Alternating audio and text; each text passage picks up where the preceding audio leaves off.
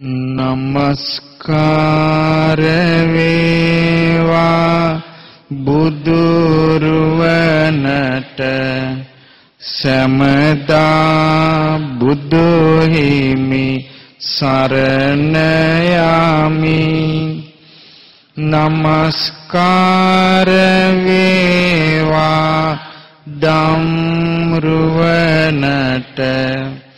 සමදා සදහම් සරණ යමි. නමස්කාර වේවා සංඝරුවනට සමදා මහා සංඝ සරණ යමි. නමස්කාර වේවා තුනුරුවනට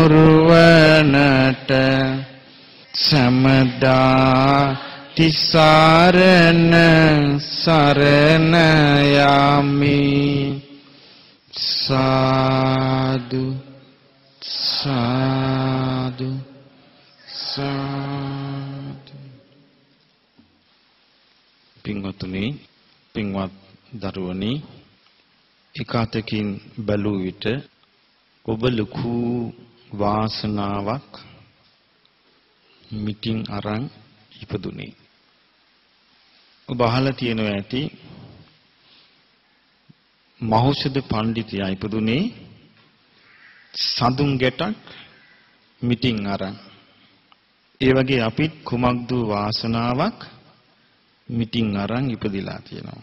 ඒ තමයි මෙවන් තරුණ වයසේදී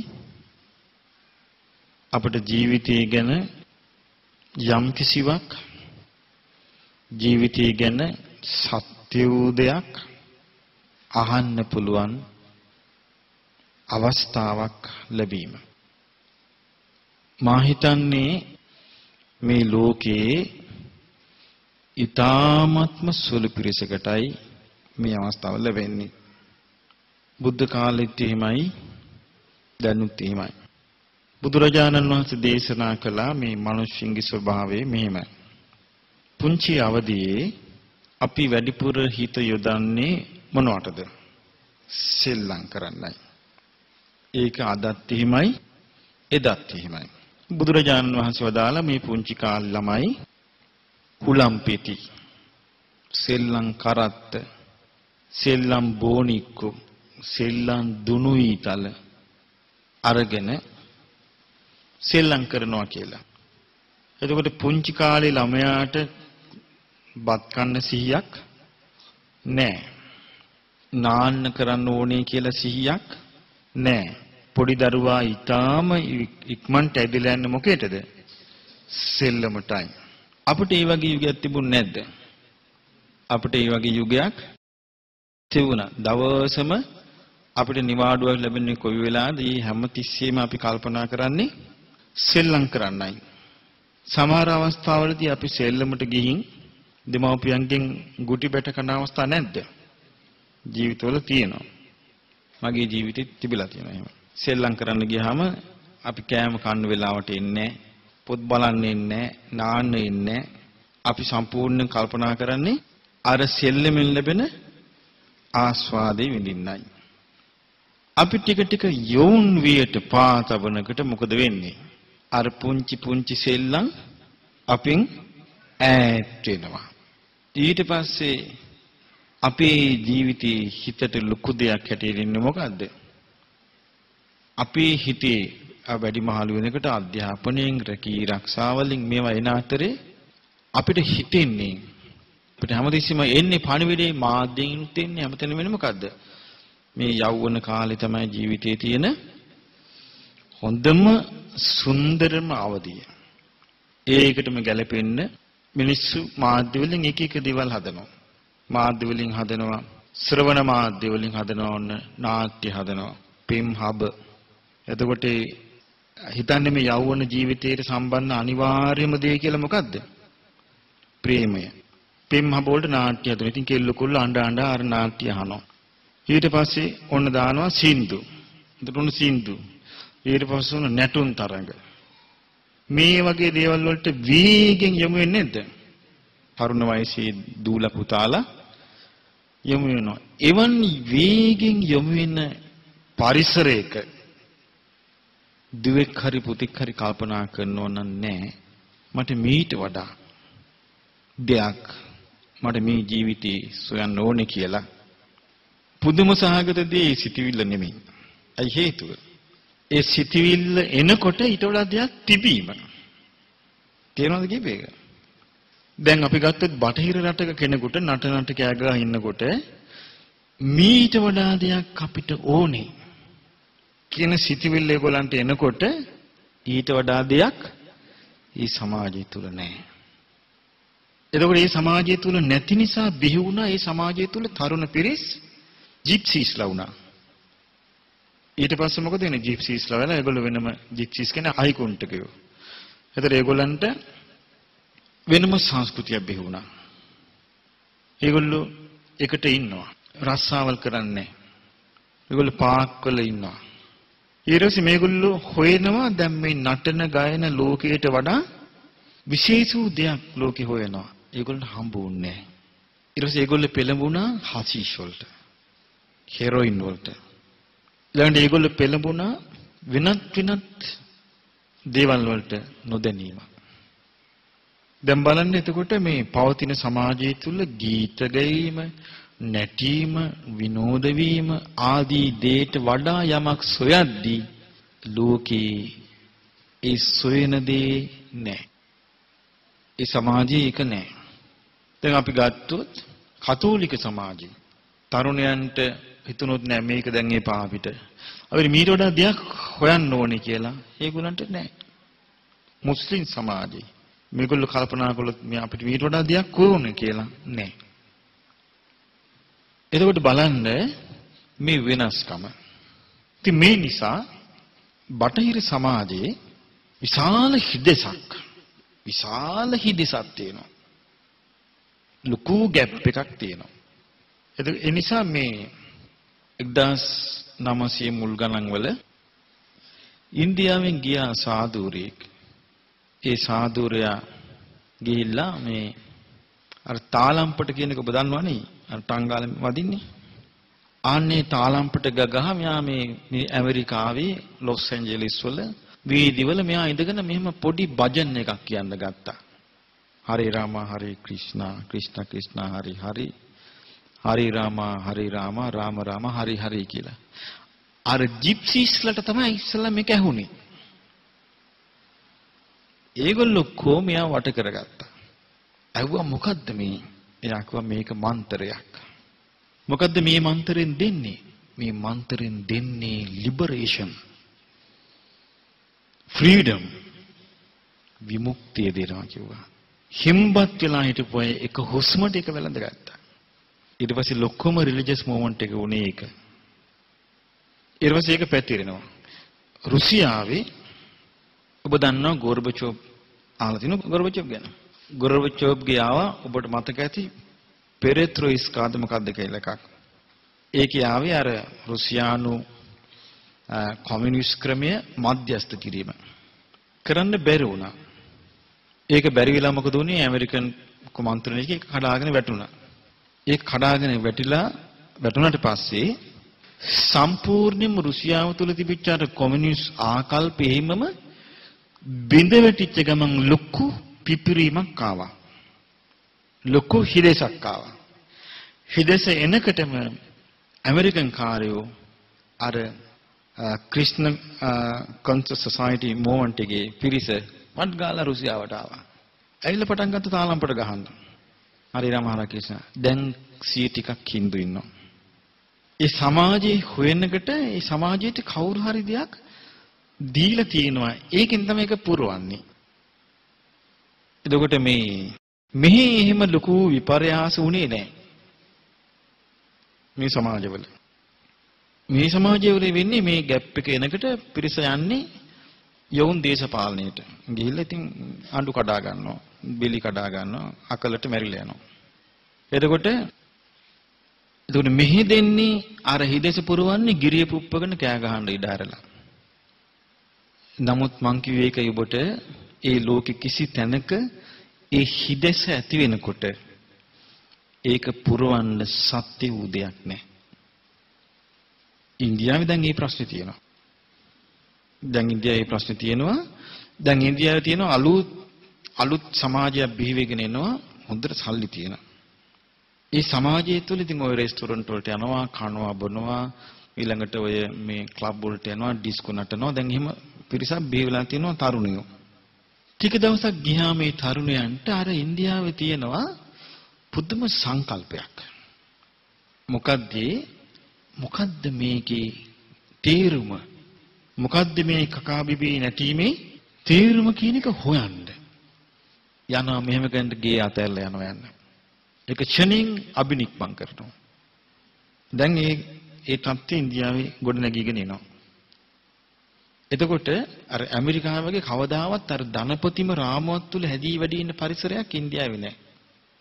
එකපාරට ඉන්දියාවේ මිනිස්සුන්ගේ ඔළුවල තියෙනවා ඍෂිවරු වෙලා හිටියා, රජකුමාරවරු දාලා ගියා, වල් වැදුනා, තපස් රැක්කා. මේ කතන්දර ගොඩක් මේ සමාජේ තියෙනවා. බටහිර ඒවා නැහැ. රුසියාවේ ඒවා නැහැ. චීනේ ඒවා නැහැ. චීනේ ગેප් එක එනකොට ඉස්සරහට මොකක් වෙයිද කියලා අපිට කියන්න තේරෙන්නේ නැහැ. එතකොට නමුත් ඒගොල්ලන්ට නැහැ. ඔබේ ජීවිතේට අද මොකද්ද මේ ජීවිතේ අර්ථය? කකාබිබි ඉන්න එකද? සින්දු කියන එකද? නටන එකද? මොකද්ද මේ ජීවිතය අපිට තියෙන්නේ කියලා හොයද්දි ඔබේ ඇහෙන මායමක තියෙනවා නම් බුදු කෙනෙකුගේ ධර්මයක්. අන්න ඒක ඔබ ලද ලොකුම වාසනාව. ඒ වාසනාව ඔබට දැන් මං කියපු තේරෙනවද ඔබට? ඔබට ජීවිතේ යමක් හොයද්දී ඔබට ඔබේ සවන්පත් මායිමේ බුදු කෙනෙකුගේ ධර්මයක් තියෙනවා කියන්නේ ඒක නම් විස්මිත දෙයක්. ඒක මහා අద్భుත දෙයක්. අහම්බින් කඩාගෙන වැටිච්ච එකක්. බලමු දැන් ඔබේ සවන්පත් මායිමේ තියෙන බුදු කෙනෙකුගේ ධර්මය. එදා බුදුරජාණන් වහන්සේ වැඩ සිටියේ රජගහ නුවර වේළුවනාරාමේ. ඒ දවස්වල ඊට පොඩ්ඩක් ඈතින් තියෙනවා අම්බලට්ටිකා කියලා පුංචි අඹ වනයක්. බුදුරජාණන් වහන්සේ රජගහ නුවරින් නික්මිලා හිමින් වැඩියා ඒ අඹ වනයේට. ඒ අඹ වනයේ හිටියා එක්තරා භික්ෂුවක්. ඒ තමයි බුදුරජාණන් වහන්සේගේ ගිහි කාලේ පුතා. කවුද? රාහුල ස්වාමීන් වහන්සේ අඹ වනයේ හිටියා. එතකොට ඒ රාහුල ස්වාමීන් වහන්සේ දැක්ක ඒ භාග්‍යවත් අරහත් සම්මා සම්බුදුරජාණන් වහන්සේ තමන්ගේ කුටිය පැත්තට වඩිනවා. දැකලා උන්වහන්සේ ඉක්මනින් ආසනයක් පැනෙව්වා. පනවලා පාසෝදන්න වතුර වඳුනක් තිබ්බා. බුදුරජාණන් වහන්සේ වැඩම කළා. අර ආසනේ වැඩ ඉඳලා පාදෝණේ කළා. පාදෝණේ කරපු වාජනේ අර වතුරගත් පාදෝණේ කරන්න වතුරගත් වාජනේ පෙන් ස්වල්පයක් තිබ්බා. දැන් රාහුල පොඩි ස්වාමින් වහන්සේ ඇවිල්ලා වන්දනා කරලා පැත්තකින් වාඩි වුණා. බුදුරජාණන් වහන්සේ අහනවා රාහුලය ඔබට පේනවද මේ වාජනේ? පේනවා. රාහුල මේ වාජනේ තියෙන්නේ බොහොම පෙන් ස්වල්පේ නේද? චුට්ටයි නේද? එහෙමයි ස්වාමීනි. මේක දැන් තියෙන්නේ බොහොම ටිකයි කිව්වා. රාහුලය යම්කිසි භික්ෂුවක් දැන බොරු කියනවා නම් දැන බොරු කියනවා නම් එයාගේ මහානකම බොහොම ස්වල්පයි කිව්වා. ඒක දිනු කරන්න පුළුවන් එකක් නෙවෙයි. ඒක භික්ෂුන් වහන්සේලාට විතරක්ද තියෙන්නේ? ඒක අපි කාගේ ජීවිතේටත් පොදු දෙයක්. අපි කවුරුත් දැන බොරු කියනවා නම් බුදුරජාණන් වහන්සේ වදාලා එයාගේ මහානකම ස්වල්පයි. කියනවා ඒකේ තේරුම මොකක්ද? අපිට තියෙන දැන් මහානකම කියලා කියන්නේ. එහෙම නැත්නම් එකකින් අදහස් කළේ මොකද්ද උන්වහන්සේ? ඔබට හිතන හැටි. මහානකම කියලා අදහස් කළේ මොකද්ද? චිත්ත දියුණුව. හරි. චිත්ත දියුණුවට යන්න බෑ. අපේ ජීවිතේ අපි ඕනම කෙනෙකුට අපිට වමනා නම් යම්කිසි මානසික දියුණුවක් කරා යන්න ඒකට යන්න බෑ. එතකොට මේ චිත්ත දියුණුව කරා යන්න අපිට හරි වැදගත් මොකද්ද? සත්‍යවාදී වීම. සත්‍යවාදී වීම හරිම වැදගත්. සත්‍යවාදී වීම තුල වැඩින්නේ මොකද්ද? පෞරුෂය. චිත්ත දියුණුව කියන්නේ පෞරුෂ වර්ධනය. එතකොට ඒකට හරිය උපකාරී වෙනවා. දැන් ගොඩක් අය හිතාගෙන ඉන්නේ මේ සත්‍යවාදී කියන එක පටලවගෙන ඉන්නවා. සමහරව අපිට කියනවා අනේ ස්වාමීනි අපිට මේ හරි වැඩේ මේ අපිට මේ ඇත්ත කියන්න බෑ. මගෙන් දවසක් ඇහුවා කෑවද කියලා. මං ඒ වෙලේ කාලා හිටියේ නෑ. මම කිව්වා කෑවා කියලා. ඉතින් අනේ ස්වාමී මේ නෝන්ජල්කම මම තාම කෑවේ නැහැ කිව්වම ප්‍රශ්නයක් තියෙනවද? ප්‍රශ්නයක් නැහැ. ඒ වගේ දේවල්. ඊළඟට සමහරට අපි කියමු අපිට කාට හරි මොන හරි අපි හිතන්නේ නැතුව මොන හරි අපිට වචනයක් කියවෙනවා. අපි කිය මේක අර්බුදයකට හේතු වුණා කියලා. අහනවල ආවට පස්සේ ඔබ මෙහෙම එකක් කිව්වද? අනේ මට වැරදුනා මට එහෙම එකක් කියුණා. මට දැන් තේරෙනවා ඒක නරකයි කියලා මම ඒක සංවර වෙනවා. ඒකද හොඳ නෑ කියන එකද හොඳ? අනේ නෑ මං දන්නේවත් නෑ කියනවා. ඒකද හොඳ නෑ මට වැරදුනා මං එහෙම එකක් කිව්වා මං නොමග ගියා. මට ඒක තේරෙනවා ඒක අර්බුදයක් කියලා මං ඒක නිවැරදි වෙන්න ඕනේ මට. දැන් පෞරුෂය තියෙන්නේ කොතනද? ආන්නේ මට ඒක නිවැරදි වෙන්න ඕනේ මට වැරදුනා ඒක. මට ඒක නිවැරදි වෙන්න ඕනේ. මං ඒක කියපු එක මට වැරද්දක් කියලා මට තේරෙනවා. මට ඒක හදා ගන්න ඕනේ. එතන තමයි පෞරුෂය තියෙන්නේ. අතනදී ඒක නෑ කිව්වම මොකද වෙන්නේ? සමහර ටික එතන ඉවර වෙනවා. ඊට පස්සේ සමහරට ඒක කරපු චෝදනාව ආයි කැරි ආවොත් එයා ඊට පස්සේ වෙන්නේ මොකද්ද? Tamanට ධර්මයට එන්න තියෙන හැම අවස්ථාවකම, ඒ කියන්නේ මානසිකව Tamanට දියුණු වෙන තියෙන හැම අවස්ථාවකම එතන ඉඳලා Tamanට අහිමි වෙනවා. අපිට හොයන්න බෑ මේ අපිට තේරෙන්නේ මේ බොරු කීම තුල එච්චර ලොකු දෙයක් ජීවිතයකට සිද්ධ වෙනවා කියලා. ඒ නිසා මේ අපි හිතනවට වඩා විශාල අර්බුදයක් බවට පත් වෙන බොරු කීම. බුදුරජාණන් වහන්සේ ඊට පස්සේ අර වාජනේ තිබිච්ච වතුර පොඩ්ඩ වීසි කළා. වාජනෙන් අරගෙන ඒ වතුර ටික වීසි කළා. වීසි කළා හිස් වාජනේ තිබ්බා. තියලා මේ රාහුලය පේනවද මේක දැන්? දැන් මේකේ තිබිච්ච වතුර ටික ඔක්කොම වීසි වුණානේ පිටතට කියලා ඇහුවා. මෙහෙමයි කිව්වා. ඔක්කොම වීසි කළා කිව්වා. රාහුලය දැන්න බොරු කියනවා නම් එයාට මානසිකව දියුණු වෙන තියෙන අවස්ථාව එයා වීසි කළා. දැන බොරු කියනවා නම් එයාට මානසිකව දියුණු වෙන්න තියෙන අවස්ථාව එයා වීසි කළා. බලන්න මේ අපිට ජීවිතේ හරි වැදගත් මේක. සමහර විට අපි දැන බොරු කියන්න පුළුවන් අපගේ තත්ත්වය ආරක්ෂා කරගන්න. වෙන්න බැරිද? කවුරු හරි කෙනෙක් કોઈ කටකැටිච්ච කතාවක් කියනවා. දැන් එයා හිතන ඒක එයා පිළිගත්තොත් එයාගේ තත්වයට බාල්දුවක් වෙයි. එනිසා එයා මොකද කරන්නේ ඒක?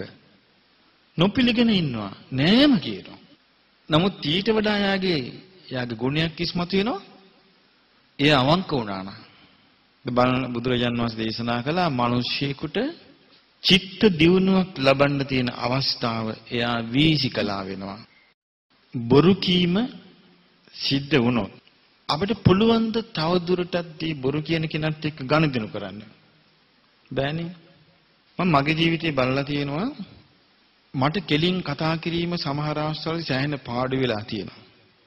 හැබැයි පාඩු වුණාට ඒක මට ඒ පාඩුව ලාභයක්මයි. මහමෙවුනාව තුළ යම් ගිහි කෙනෙක් අර්බුදකාරී චරිතයක් නිර්මාණය කරගත්තා නම් ඒකට හේතුව බොරු කීමමයි. මහමෙවුනාව තුළ යම් පැවිදි කෙනෙක් අර්බුදකාරී චරිතයක් නිර්මාණය කරගත්තා නම් ඒකට හේතුවත් බොරු කීමමයි. එහෙනම් බොරු කීම කියන එක මේ ආයතනයකට පමණක් අදාළ එකක්ද? නෑ. දැන් අපි ගමු ගිහි ජීවිතේ. ඔබට මේ බොරු කීමේ කියන එක ඔබේ ජීවිතේට නරක විදිහට බලපාන්නේ නැද්ද?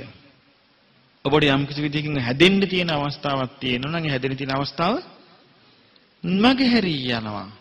දැන් අපි ගත්තොත් සමහර විට මේ ගිහි ගෙදර සාමාන්‍යයෙන් අපි ගත්තොත් ගිහි ගෙදර නැත්නම් පෞල් ජීවිතය ගත කරන දෙමව්පියෝ අතර සම්පූර්ණ සාර්ථකත්වයේ තියෙන එකිනෙකා කෙරෙහි විශ්වාසය මතද සැකේ මතද? ඒ විශ්වාසී පළදින ප්‍රධානම දේ මොකද්ද? බොරු කීම. එක දවසක් එකපාරක් බොරු කිව්වොත් ඊට පස්සේ සමහර විට ඒක ජීවිත කාලෙටම ප්‍රශ්නයක් වෙනවා. මේ නිසා ජීවිතේ මේ මානසිකව යම් කිසි කෙනෙකුට දියුණු වෙන්න තියෙන හොඳම දේ තමයි බොරු කීම නොකිරීම. ඒ කියන්නේ බොරු නොකීම. ඊළඟට බුදුරජාණන් වහන්සේ අර හිස් වාජනේ මුණින් අතට හැරෙව්වා. මුණින් අතට හරවලා රාහුල ස්වාමීන් වහන්සේට කියනවා රාහුල දැන් බලන්න මේ වාජනේ දිහා. දැන් මේක තියෙන්නේ මුණින් අතට හරවලා. ඔය වගේ තමයි රාහුල කවුරු හරි කෙනෙක් දැන බොරු කියනවා නම් එයාගේ දියුණු වෙන්න තියෙන අවස්ථාව මුණින් අතට හැරෙව්වා වගේ. එයාට චිත්ත දියුණුව ලබන්න තියෙන අවස්ථාව මුණින් අතට හැරෙව්වා වගේ. අපි කවුරුත් කතා කරන්නේ සත්‍ය නම් අපිට හරි ලේසි නේද මේ අපේ ජීවිතය තුළ ඇති වෙන යම් ගැටලු ආර්බුද තියෙනවා නම් යම් ප්‍රශ්න ඇති වෙනවා නම් ඒක විසඳගන්න ලේසි නේද? හරිම ලේසි සත්‍ය කියනවා නම්. බොරු කියනවා නම් ඉතාමත්ම අමාරුයි. ඒ මොකද හේතුව? යම් කිසි කෙනෙක් බොරුව කියනකොට ඒක අපි දන්නේ නැහැ ඒක බොරුව කියලා. ඒ නිසා මේක කියනවා ජීවිතයේ මානසික දියුණුව මුණින් අතට හැරෙවුවා වගේ කියනවා බොරු කීම. එහෙමනම් ජීවිතය තුළ අපට මානසිකව දියුණු වෙන්න උවමනා නම් ඒ දියුණු වෙන කෙනාට තියෙන්න ඕනේ ලක්ෂණයක් තමයි සත්‍යවාදී වීම. සත්‍යවාදී වීමේදී අපිට හරි වැදගත් අපිට ඒක වැදගත් විදිහට හසුරවන්න ලැබුණොත් අපි මෙහෙම කියමු ඔන්න අපිට කවුරු හරි කෙනෙක් අපේම මිත්‍රයෙක් ඉන්නවා. එයා එක්කෝ එයාගේ වැඩපිළිවෙල අපිට අල්ලන්නේ නැහැ. එතකොට අපි විවෘත වුණොත් මේ ඔයාගේ මේ කියන දේවල් වලට අපිට එකඟ වෙන්න බෑ. අපේ හිතට අමනාපයක් ඇති වෙනවා. අනේ මට ඒක දුරු කරන්න. අපේ වර්තමාන සමාජයේ ඉතර දියුණුද? නමුත් මේ මට්ටමට අපි ගන්න ඕනේ. බටහිර එක තියෙනවා. දැන් දෙනෙක් එක කතා කර ඉන්නවනම් ඒකට එකඟ වෙන්නේ නැත්නම් ඒකට ද්වේෂය ඇති වෙනවනම් යා කියනවා මට දැන් තරහ ඇති වෙනවා ඇත්ත එක කතා කරන්න ගියාම අනේ මට මේක බෑ තවදුරට. එක්ක සමහර අවස්ථාවල් තියෙනවා දැන් තව කෙනෙක් අපිට එක කතා කරනවා අපි අකමැති. අකමැත්තෙන් හරි සමහර විට අපිට සිද්ධ වෙනවා එයාට අහුම්කම් දෙන්න. එහෙම වෙන අවස්ථාවක් නැද්ද? මේ සමාජයේ බටහිර සමාජයේ ඒක නෑ. බටහිර සමාජය කෙලින්ම කියනවා මේක මට කරදරයක් මේක මට අහන්න බෑ. ඔබ හිතන්නේ සමාජය තුළ තියෙනුනේ අපි විඳෝ ඒක අහගෙන ඉන්න එකද? මේක කෙලින් කියලා නවත්තන එකද? මම කැමති යන්නේ ඒක. කෙලින් කියලා නවත්තන එක. දැන් සමහර අය මගේ ළඟට එනවා. එලකින ස්වාමීන් වහන්සේ මට මේ සිද්ධ මං හරිය පීඩාවෙන් ඉන්නේ. මට මේක මුල ඉඳලා කියන්න ඕනේ. දැන් මේ කියන්නේ ලෑස්තියකට මට පැය 4-5 දෙන්න වෙනවා. මං කියන එහෙම බෑ. විනාඩි 5ට මේක පුළුවන් ද කෙටි කරලා කියන්න කියලා. දැන් අකමැත්තෙන් එයා ගන්න මම අහිනට වඩා නරකද අර කැමැත්තෙන් ඒ 5 අහන එක විනාඩි 5. අකමැත්තෙන් පැය ගණන් වාඩි වෙලා මමත් අමාරුවෙන් දක්මි ටික කා ඉන්නවට වඩා හොඳ නැද්ද? විනාඩි 5ට කියන්න කියලා මම කියන එක. මේ මට කියන ඊට පස්සේ නෑ ස්වාමීන් වහන්සේ මට හරියට ඕන බෑ මට එනම් බෑ කියලා මට අහන්න. ඔයා විනාඩි 5කින් කියන්න ලෑස්ති නම් මට කියන්න මං කැමතියි අහන්න. අපූර්වට විනාඩි 5ට කියනවා. අර පැය ගාණක් මට සෑහෙන කාලයක් යනවා කියන එක ලස්සනට විනාඩි 5ට කෙටි කරලා දෙනවනේ. ඊට පස්සේ මං විනාඩි 2කින් කතා කරන ඉවරයි. අනුන්ගේ දේවල් පැය ගණන් අහා ඉන්න එක ඊළඟ අර්බුදේ. ඒ නිසා එතකොට තමයි අර මේ අනිත් එක තමයි මං හිතනවා මේ බොරු කියන්න හේතු වෙන ප්‍රධාන එකක් මොකද්ද? out of control. බොරු කියන්නේ හේ තියෙන ප්‍රධාන එකක්. පාලනයක් නැතිකම. මොකේ පාලනයක්ද? වචනේ. දැන් මේ නිසා මේ අපි සාමාන්‍ය මේ ජීවිතේ දැන් අපි ගත්තොත් මේ මානසිකව දියුණු වෙන්න ඕනේ සමාජය තුළ මේ බොරු කීමෙන් වළකින්න ඉතාම වැදගත් එකක් තියෙනවා පුරුදු කරන්න ඕනේ. මොකද්ද? නිශ්ශබ්දතාවය. කතා නොකර සිටීම. කතා නොකර සිටීම කියන එක අපිට ප්‍රැක්ටිස් කරන්න බැරිද ඔබ හිතන්න? පුළුවන් වෙන්න ඕනේ. දැන් මම හිතාගෙන ඉන්නේ අපේ අසකෝලත් ඒ විදිහට හදන්න දවස් දෙකක්. නෝබල් සයිලන්ස් කියලා කතා නොකර සිටීම. අවස්ථිකම කතා බතා නැහැ. අවශ්‍ය වෙලාවට බණ කිව්වා වන්දනාවට ගිහලා ඒ ටික කතා කරන ටික විතරයි. අනෙක් වෙලාවට කතා කරන්නේ හැමදේම නිශ්ශබ්දතාවයට පුරුදු කරනවා. මම මේ බැලුවා මේ බොරුවක් කියවෙනවා නම් එක්කෝ පිරිස අතර නිකන් අනවශ්‍ය කතා බහකට එනවා නම් මේකේ තේරුම මොකද? මේක පාලනයක් නැතිකම. දැන් අපි ගත්තොත් වෙන මෙහි වැඩසටහන් වලදී අපි හොඳට ඒක තේරෙනවා. අපි දෙනවා සම්පූර්ණ පුංචි විවේකයක් දෙනවා. ඒ පුංචි විවේකයේදී මේගොල්ලෝ නිකන් ඉන්නේ හරියට නිකන් තට්ටමගෙන ඉන්නේ. වචන ඔක්කොම නිකන් හිර කරගෙන ඉන්නේ විවේකේ එනකන්. ඊට පස්සේ පට ගාලා වචන පිට වෙනවා. අර විනාඩි 5ට ඉන්න බෑ. මේකේ තේරුම මොකද්ද? අපි මේ වචනය පාලනය කිරීම පුරුදු කරලා නැහැ. මේ නිසා හරි වැදගත් වචනේ පාලනය කිරීම. වචනේ පාලනය කරන්න පුරුදු වුණොත් මට හොඳට තේරෙන හැටියට හොඳට බලන්න මම කියන එක ඇත්තද බොරුද කියලා. සමහර අවස්ථාවලදී බොරුවක් කියුණාට පස්සේනේ මතක් වෙන්නේ. චේ මට බොරුවක් කියුණානේ. එහෙම වෙන්නේ නැද්ද? ඒකට හේතුව මොකද්ද? මේක කියවෙන්න ඉස්සර වෙලා ඇයි සිහිය වැඩ කළේ නැත්තේ? ඒ වචනේ තියෙන්නේ පාලනයකින් තොරවයි. ඒකයි මේක වෙන්නේ. එහෙනම් මේක යම්කිසි පාලනයකට ලක් වෙන්න ඕන. අන්න ඒකට කියනවා වචනේ සංවර කරනවා කියලා. එතකොට අපිට අර හිතන්න අවස්ථාව ලැබෙනවා මම මේ දැන් කියන්න හදන්නේ මොකක්ද? ඒතර තේරුණොත් නෑ මට මේ දැන් කියවෙන්න හදන්නේ බොරුවක් කියලා තේරුණොත් එයා සැනකින් ඒක එළියට දාන්නේ නෑ. හරි වටිනවා මේ නිශ්ශබ්දතාවය පුරුදු කිරීම. ඊළඟට බුදුරජාණන් වහන්සේ අර මුලින් අතට හරවපු භාජනේ කෙලින් අතට හැරෙව්වා. හරවලා හිට රාහුල ස්වාමීන් වහන්සේට කතා කරලා කියනවා පින්වත් රාහුල දැන් මේ කෙලින් තියාපු භාජනේ මුකුත් තියනවද කියලා අහුවා. තියනවද මුකුත්? නෑ. මේක හිස්. රාහුලය යමෙක් දැන බොරු කියනවා නම් එයාගේ චිත්ත දියුණුව හිස්. මුකුත් නෑ කියනවා. එයාට මුකුත් නෑ කියනවා. එහෙමනම් අපේ චිත්ත දියුණුව ආරම්භ වන්නේ මොකෙන්ද? සත්‍ය කතාවෙන්, සත්‍ය වචනෙන් චිත්ත දියුණුව ආරම්භ වන්නේ. අපි කාට හරි බැන්නා. තව කෙනෙක් අහනවා මම හැබැයිද මේ මට බැන්නා කියන්නේ. ඔව් මම බැන්නා. එතකොට ඇයි බැන්නේ? මම බැන්නේ මෙන්න මේකයි. එතකොට ඒක සාකච්ඡා කරලා විසඳන්න බැරිද? එතකොට ඊට පස්සේ පුළුවන් වෙනම් බොහෝ විට. හැබැයි යා කියනවනේ නෑ දන්නේවත් නෑ මං.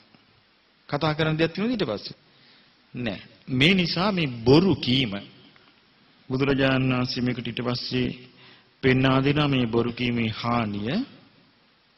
කියනවා මේ රාහුලය රජුරු කෙනෙකුට ඇතෙක් හිටියා. මේ යුද්ධෙට යවන්න පුළුවන් දක්ෂ ඇතෙක්.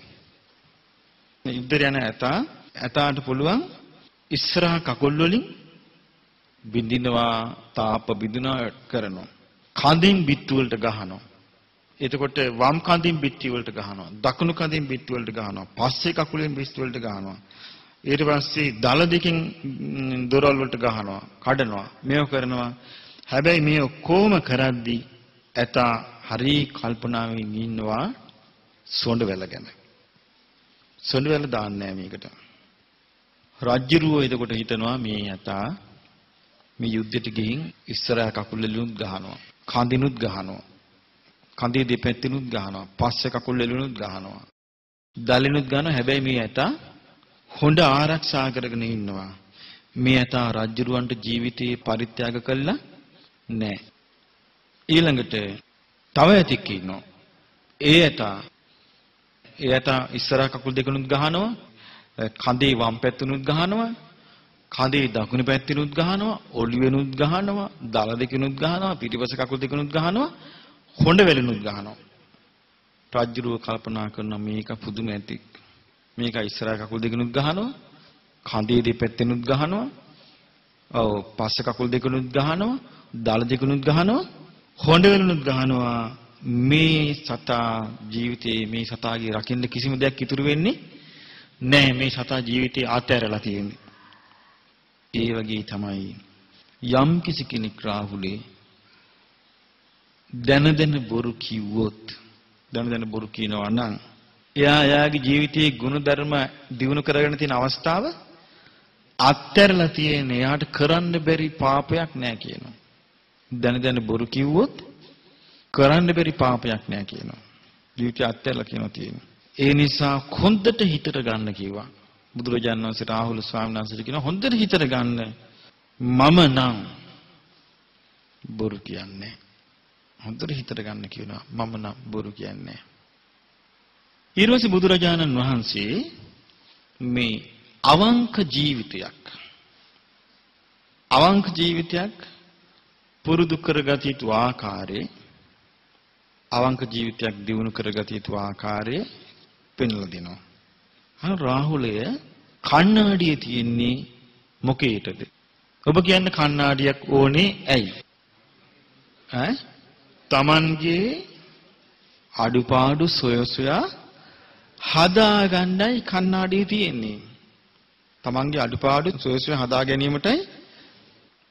අන්න කණ්ණාඩියකින් බලලා තමන්ගේ අඩුපාඩු සොයසොයා හදා ගන්නවා වගේ කයින් යමක් කරනවා නම් කණ්ණාඩියකින් බලලා හදා ගන්නවා වගේ කයින් යමක් කරනවා නම් ඒ කරන වැඩේ ගැන කල්පනා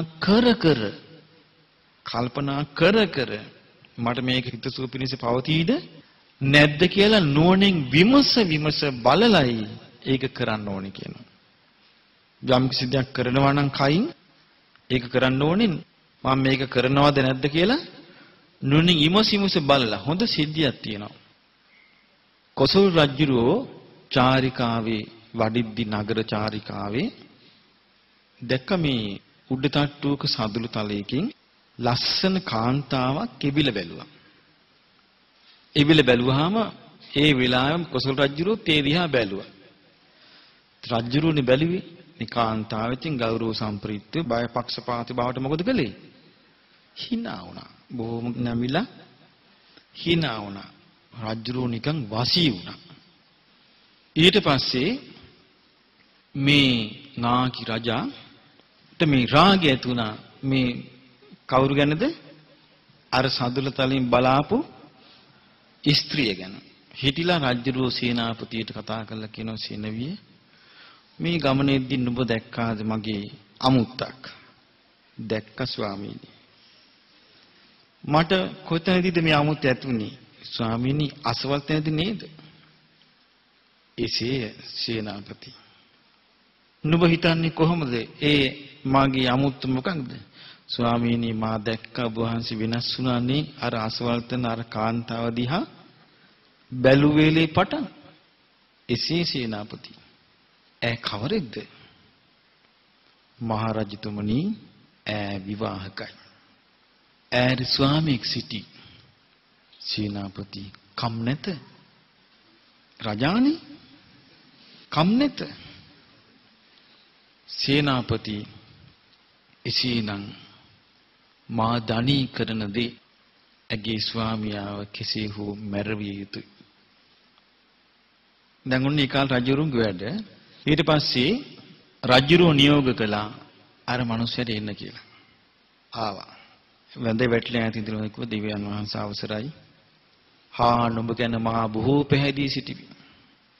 නුඹගේ සේවයේ මාලිගාවට ඇවැසියේ. අහෝ ස්වාමීනි දෙවියන් වහන්සේ ගැත්තාට අනුකම්පා කරන සීක්වා මා බොහෝ මහින්සකව දුකසේ ජීවත් වන කෙනෙක්. ඒ නිසා මා පෙර පරිද්දෙන්ම සේවය කරන්නම්. මේ මාලිගාවට ආයේ සියලු අයබදු මාගේ වන්න නැත නුඹගේ සේවයේ ඇවැසිමයි. නුඹට දෙගුණයක් වැටුප් දෙමි. නුඹට සියලු පහසුකම් සලසා දෙමි. නුඹට මේ මාලිගේ ආසන්නයේම නිවසක්ද දෙමි. දැන් මේ පැහැදිලා අර මිනිසයාට ඊට පස්සේ කරන්න දෙයක් නැහැ. දැන් රාජාන දැන් රජුරු බලාගෙන ඉන්න මේකව මරවන දවස එනකන්. දැන් රජුරන්ට දැන් ඉස්පාසුවක් නැහැ අර කාන්තාව තමන්ගේ අන්තම්පුරයට ගෙන්න ගන්නකම්. රජුරුව කියනවා දවසක් මෙයාව කැඳිව්වා. එම්බා පුරුෂේ අද සවස මට නවනීත කියන මැටි දිය කරපු නවනීත කියන මැටි දිය කරපු සුණු මිශ්‍ර ජලයේ නාන්න ඕන. මට අද බඹර කඩපුල් වලින් මල් පළඳිනු නාලා සවස් වෙනකට ගෙනින්. මේ මිනිස්සයා උඩ ගිහින් බිම වැටුණා. ඇයි හේතුව? මේ දෙකම තියෙන හිමාලේ. දැන් මෙයා හවස් වෙනකට ගේන්න ඕන කිව්වා. නුඹ ගෙනාවේ නැත්තම් නුඹේ මරණයයි. ඊට පස්සේ මේ පුද්ගලයා එක පිම්මේ දිව්වා ගෙදර. ඇයි ස්වාමීනි කියලා බිරිඳ කරන්න දෙයක් නැහැ සොඳුර මගේ ජීවිතය ඉවරයි කිව්වා. මට අද මැරුම් කණ්ඩ වෙනවා. මට යන්න විදියක් නැහැ හිමාලයට ගිහිල්ලා හවස් වෙනකට ගේන්න. හැබැයි දැන් මට කරන්න දෙයක් නැහැ මම දැන් යන්න ඕනේ. ඒ වෙලේ බත් උයුවේ ඉන්නවා. ඊට ස්වාමීනි තාම බත් ලිපේ කරන්න දෙයක් නැහැ කිව්වා. බාගට තැම්බන එක හරි මට බෙදලා දෙන්න. ඉතින් බෙදලා දුන්නා. මෙයා බත් මුල තරම් දුවනවා දැන්. මේ කොහෙටද දුවන්නේ? හිමාලයට. දුවනකොට මෙයා දැන් දුවගෙන යනකොට දැන් මට හොද්දටම බඩගිනි. මෙයා මොකද කළේ? බත් මුල ලිහලා කන්න ලෑස්ති එකට හිඟන්නෙක් ආවා. මම හිඟන්නට භාගයක් දුන්නා. මෙයා ඒ කොටසක් කනකට 12ක් අයනේ මාළු ටිකක් එනවා. කොටසක් ඉදිරි කළා මාළුන්ට දුන්නා. මම හරින් හිඟන්නම් කාලා ගියා. මෙයා අර හිමාලේ පැත්ත බලාගෙන කෑ ගහලා කිව්වා අනේ මේ පින්වත් දෙවිවරු ඇද්ද? මේ නාගයෝ ඇද්ද? බුදුරජාණන් වහන්සේගේ ධර්මයෙන් මා අසා තිබෙනවා තිරිසන් සතෙකුට දුන්නොත් 100 ගුණයක විපාක. මිනිසෙකුට දුන්නොත් 10 ගුණයක විපාක කියලා. මං අද මගේ බත් මුලෙන් කොටසක් දුගියෙකුට දුන්නා 10 ගුණයක විපාක. මම මාළුන්ට ඉතුරු කොටස දුන්නා 100 ගුණයක විපාක. මම මේ සියලුම පුණ්‍ය විපාක නුඹ වහන්සේලාට අනුමෝදන් කරනවා. අනේ මට කරගන්න දෙයක් නෑ. මට නවනීත මැටි බඹර කඩපුළු ඕනේ. මට කරගන්න දෙයක් නෑ. මට යන්න දියාවක් කියන්න කියලා. මේක අහගෙන හිටියා ආර ගලා යන ගඟේ හිටපු නාගරාජයෙක්. ඒ නාගරාජයා ආවා 100 කෙනෙකුගේ වෙස්ෙන්. ඇවිල්ලා ඇහුවා කොහෙද මේ ඔය ඇත්ත යන්නේ? අනේ සීයේ මම යන්නේ මේ මොකටද යන්නේ? මම යන්නේ නවනීත මැටි බඹර කඩපුළුයි ගේන්න කිව්වා. ඊට පස්සේ මොකද කළේ? මට උවමනාවකට නවනීත මැටි වගේ කී බඹර කඩපුළු වගේ කී තියෙනවා ගෙන ආපුවා. මම මේ කොහෙට දෙන්න? ඊට මෙයාට හම්බ වුණා. මම එක පිම්මට දුවගෙන එනවා. රජුරු සේනාපති මූ බැරි වෙලාවත් හොයාගත්තොත් මේක මූ වෙලාවට ඒ නිසාද කලියෙන්ම ගේට්ටු වහපන් කිව්වා. වෙනදට වහන වෙලාවටද වේලාසෙනින් ගේට්ටු ඇහුවා එදා. මම වෙලාවට ආවා. වහලා රජවාසලේ දොරටු වහලා. ඒ රෝසේ මම අඬන්න ගත්තා. අඬන තරම් කිව්වා මේ සේවකයන්ට මේ බලාපල්ලා. මෙතන නවනීත මැටි තියෙනවා. මෙතන බඹර කඩපුල් තියෙනවා. රජුරන් වහන්සේ මට කිව්වා සවස් 6 නාන්න ඉස්සර වෙලා මට මේක ගේන්න කියලා. මම දැන් මේ ගෙනාවා. මගේ වරදක් නැත මේ මං තිබ්බා. මේ ගේට්ටු වහලා තියෙන මගේ වරද නිසා නෙමෙයි. රජුරු දැන් රෑ නිදි රෑ කල්පනා කරනවා දැන් හිටපන්කෝ හෙට එළි වෙනක. හෙට උදේම ගෙනලා මේකනේ මම හිස ගසා දානවා. බිරින්දෑව මම මගේ ළඟට ගෙන්න ගන්නවා. දැන් රජු හිතනවා ෂා ඈ කොච්චර ලස්සනද. ඈයිදා මාදියා බැලු අයුරු මොනතරම් සිව්මැලිද ඈ දැන් කල්පනා කරනවා. ඔහොම කල්පනා කරන රජුරට නිින්ද ගියා. එක පාට රෑ 12ට විතර එනවා අකුරු 4ක් දු කියලා අකුරක් ඇහුණා. ස කියලා අකුරක් ඇහුණා. න කියලා අකුරක් ඇහුණා. සෝ කියලා නිකන් නෙමෙයි මුළු මාලිගාවලම හෙල්ලුම් කාලා ගියා. හීන් දාඩිය දාලා නැගිට්ටා. දැන් නිින්ද යන්නේ වෙල ඉඳලා. ඊට පස්සේ රජුරුව මොකද කළේ පාන්දර බමුණන්ව ගෙන්නුවා. බමුණන්ව ගෙන්නලා කිව්වා මේ අනේ මට නිින්දක් නැහැ. මට මරණ බිය ඇති වුණා. මොකද්ද විපතක් වෙන්න තියෙන්නේ. මොකද්ද විපතක් කිව්වා. ඊට පස්සේ බමුණු බැලුවා ස්වාමීනි හීනි දැක්කේ කීයද ඉදිරියට කිව්වා 12:55ට. කියලා කිව්වා කියමු. බැලුවා ස්වාමීනි හරි භයානක නැකතරින් පිළලා තියෙනවා. ඉස්ස නැකත බැලුවා. බලනකොට ඔබ වහන්සේගේ කේන්දරයට අනුව නම් දැන් මේ නැකත දිහා බැලුවාම ඔබ වහන්සේට භයානක විපතක් වෙන්නයි මේ යන්නේ. අනේ ඒතකොට කිව්වා අනේ බ්‍රාහ්මණවරුනි මම මේකෙන් බේරෙන්නේ. මේකෙන් බේරෙන්න නම් ඔබට විශාල යාගයක් කරන්න වෙනවා මේකෙන් ගැලවෙන්න. කොහොමද කියලා. කොහොම මෙහෙමයි කරන්න තියෙන්නේ. හරක් 500ක් මරන්න ඕනේ. එළුව 500ක් මරන්න ඕනේ. ඌරු 500ක් මරන්න ඕනේ. කුකුළු මරන්න ඕනේ. මිනිස්සුත් 500ක් මරන්න ඕනේ. යාගයක්. රජුගේ කල්පනා කළා හරි. මහ පොළොවද ශ්‍රේෂ්ඨ ජලයේද? ශ්‍රේෂ්ඨ මහ පොළොවයි. මහ පොළොවද ශ්‍රේෂ්ඨ ගස් කොළන්ද? ගස් කොළන්. ගස් කොළන්ද ශ්‍රේෂ්ඨ සත්තුද? සත්තු. සත්තුද ශ්‍රේෂ්ඨ මිනිස්සුද? මිනිස්සු. මිනිස්සුද ශ්‍රේෂ්ඨ ඇමතිවරුද? ඇමතිවරු. ඇමතිවරු ශ්‍රේෂ්ඨ මමද? මම. එහෙනම් මම වෙන යාගයක් කළාමකෝ. කියලා සම්පූර්ණයෙන් තීරණය කළා මේ යාගය කරන්න. දැන් මිනිස්සු ගේනවා, ගැට ගහනවා, සත්තු ගේනවා, ගැට ගහනවා. ඊට පස්සේ මල්ලිකා බිසෝ මේක දැක්කා. ස්වාමීනි මොකද මේ කියලා ඇහුවා. කලබලෙන්. නුඹට කිසි වගක් නැහැ කිව්වා මහා බිසෝ උන්වහන්සේ උනාට. මට මේ මරණය අතලක කිව්වා. මේ රාජකාරි වලට කල්පනා කර කර ඉන්නවා කිව්වා. මම මේ මහජනයාට සේවය කරන්න හිත ඉන්න රජෙක් කිව්වා. මම මහජන සේවය ගැන කල්පනා කර කර නිින්දට ගියා. මේම භයානක අකුරු 4ක් මට ඇහුණා. මේකෙන් බේර ගන්න තියෙන්නේ මෙන්න මේකයි. ඊට පස්සේ කොහොනේ නෑ අපි කෝකට බුදුරජාණන් වහන්සේ හම්බ වෙන්න යමු. බුදුරජාණන් වහන්සේගෙන් අහමු. ඉතින් වාසනාවට මල්ලිකා බිසෝ වගේ කෙනෙක් හිටියා. ඉතින් බුදුරජාණන් වහන්සේ ළඟට එක්කන් ගියා. බුදුරජාණන් වහන්සේ වදාළ රජතුමනි ඔබට මේ ප්‍රශ්නය අදාළ නැත. මේ ශබ්දය ඔබට අදාළ නැත. මේ ශබ්දය වෙන දෙයක් කිව්වා. මේක ඔබට බලපාන එකක් නෙමෙයි. මීට කලින් මීට අවුරුදු 10 ගණනකට කලින් හිටියා කිව්වා මේ රජගහ නුවර සිටුරු 4 දෙනෙක්. මේ 4 දිනාට හොඳට සල්ලි තිබ්බා. මේ 4 දිනාට හොඳට ධනෙ තිබ්බා. එක්කෙනෙක් කිව්වා දැන් අපිට ඇති වෙනකන් සල්ලි තියෙනවා. අපි හොඳට හම්බ කරලා තියෙනවා. අපි මේකෙන් පින් කරමු. එතකොට අර ඇමති ඊතුරු සිටුවරු කිව්වා නෑ නෑ ඊ ආච්චිලාගේ වැඩ කිව්වා. පින් කරන්න ඕනේ නෑ කිව්වා. අපිට මේ සල්ලි තියෙනවනේ. තව කෙනෙක් එහෙම නෙමෙයි එහෙනම් අපි ගෙවල් දොරවල් හදලා එක එක අයට සලකලා අපි උත්සව තියමු. ඒ වැඩනේ. එහෙම නෙමෙයි කිව්වා. අපි හොඳට කාලා බීලා නටලා සිරසි කියන විදියට හොඳට කාලා බීලා නටලා හොඳට විනෝද වෙලා ඉමු. කිව්වා. ඊට පස්සේ මොකද වෙන්නේ? කණ්ණාඩිය නෑ දැන්. මොකද කණ්ණාඩිය?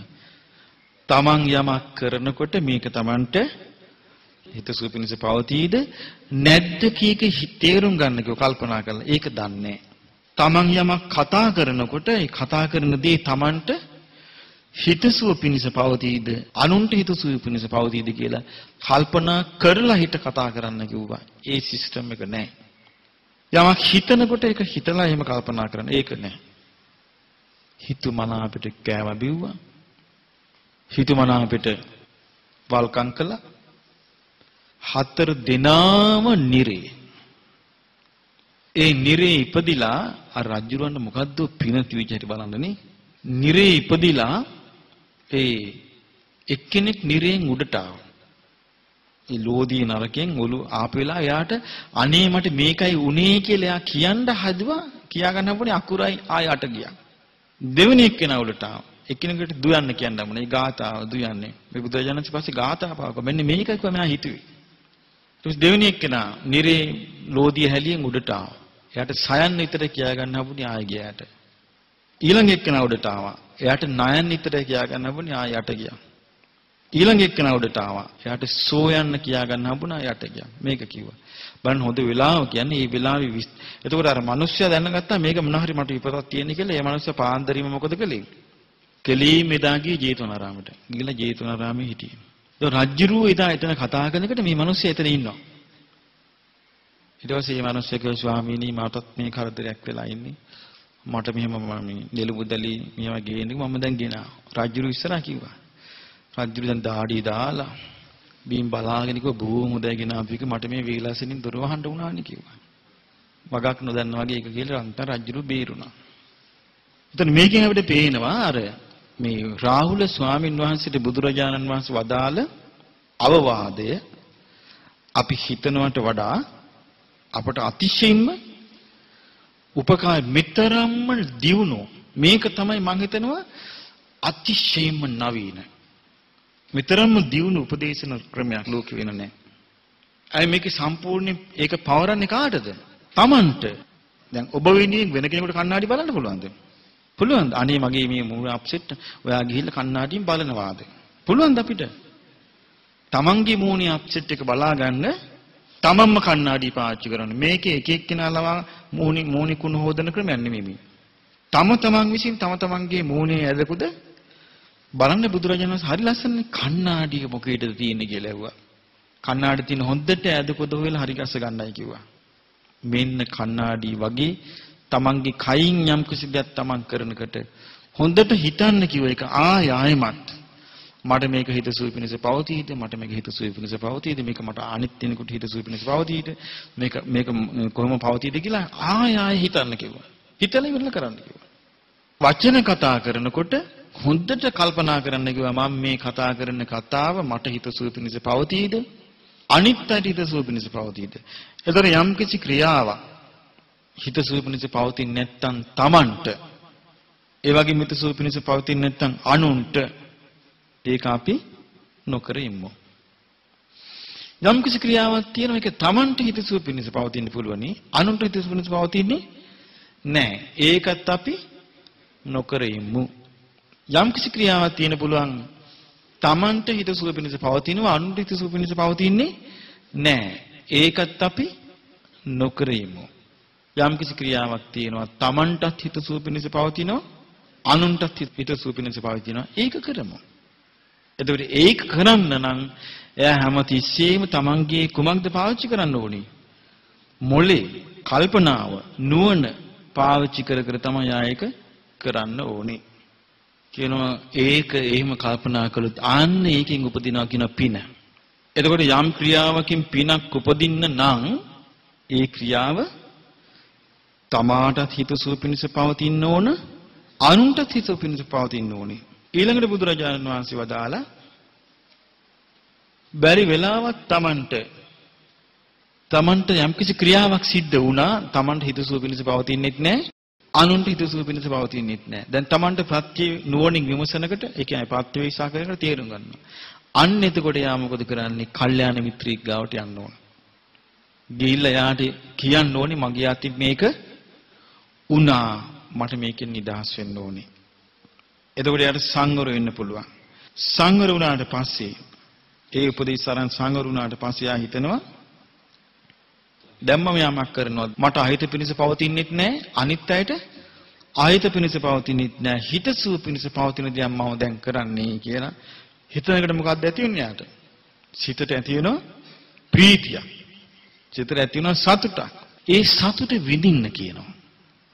මිනිසියෙකුගේ ජීවිතයක යම් කිසි ක්‍රියාවක් කළාම ඒ ක්‍රියාව තුළ Tamanටත් හිතසුව පිණිස පවතිනවා නම් අනුන්ටත් හිතසුව පිණිස පවතිනවා නම් ඒ ක්‍රියාව ගැන මතක් වෙනකොට එයාට මොකද ඇති වෙන්නේ? සතුටක්. ඒ සතුට විඳින්න කියනවා. ඒ විඳින්න යහපත දියුණු කරන්න කියනවා. ඊළඟට වචන. දැන් ඔන්න අපිට වචන කතා කරන්න සිද්ධ වෙනවා. එතකොට වචන කතා කරන්න සිද්ධ වෙනකොට දැන් මේ වචන වෙන් කරගන්න කියන මම මේ කතාව කරගෙන ගියොත් මට හිතසුව පිණිස පවතින්නේ නැහැ. ඒ වගේම අනිත් අයට හිතසුව පිණිස පවතින්නේත් නැහැ. දෙපැත්තටම ආයත පිණිස පවතින්නේ. අන්න ඒ වගේ වචන කියන්න එපා. ඒක නොකියයිමු. එතකොට තව වචන කියන ඒ වචන කියන්නේ Tamanටත් අනුන්ටත් අහිත පිණිස පවතින වචනය දාන්න ඒවට කියන්නේ මොකද්ද? අකුසල්. ඒව මොනවද? වචනෙන් වෙන අකුසල්. ඒකින් හටගන්න විපාක හිතසුව පිණිස පවතින්නේ නැහැ. ඒක අහිත පිණිස පවතින්නේ. ඒ බඳු වචන Tamanට කියවුනොත් තමන් මොකද කරන්න ඕනේ? එතකොට කල්යාණ මිත්‍රයන් වහන්සේ කෙනෙක් කල්යාණ මිත්‍රෙක් හොයාගෙන ගිහිල්ලා කියන්න ඕනේ මට මගේ වචනේ මෙහෙම වැරදුනා. මේ මගෙන් කටෙන් පිටවෙච්ච වචන මට හිතසුව පිණිස පවතින්නේ නැහැ. අන්නයට හිතසුව පිණිස පවතින්නේ නැහැ. එහෙනම් ඔබ ඊට පස්සේ ඒ වගේ වචන පාවිච්චි කරන්න එපා කියලා උපදෙස් ලැබෙනවා. ඊට පස්සේ මොකද වෙන්නේ යාට? එයා සංවර වෙලා ඊට පස්සේ යා කණ්ණාඩියකින් බලන වගේ නුවණින් සිතා නුවණින් කල්පනා කර කර තමයි එයා වචන කතා කරන්නේ. එතකොට එයා නුවණින් කල්පනා කර කර තමාටත් හිතසුව පිණිස පවතින අනුන්ටත් හිතසුව පිණිස පවතින වචන කතා කරාම එයාට වචන කතා කිරීම හේතුවෙන් ලොකු ප්‍රීතියක් ලොකු සතුටක් උපදිනවා. අනේ සතුට විඳින්න කිව්වා. දැන් බලන්න අපිට මේ සතුටක් උපද්දවන්න පුළුවන් ප්‍රඥාවෙන් යුක්තව කුසල් දියුණු කළානේ. කිසිම වේදමක් කියන්නේ අපිට මුදල් ඕනේ නැහැ මේ වැඩේට. අපිට උවමනා කර හැබැයි මුදලින් ගන්න බැරි එකක් තියෙනවා. මොකක්ද උවමනා කරන්නේ?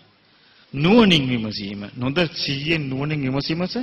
හැබැයි මේ විදිහට කෙනෙක් කල්පනා කළොත් මෙයාගේ චරිතය මෙහෙම කල්පනා කරන එකේ චරිතය හොඳ පාලනයකට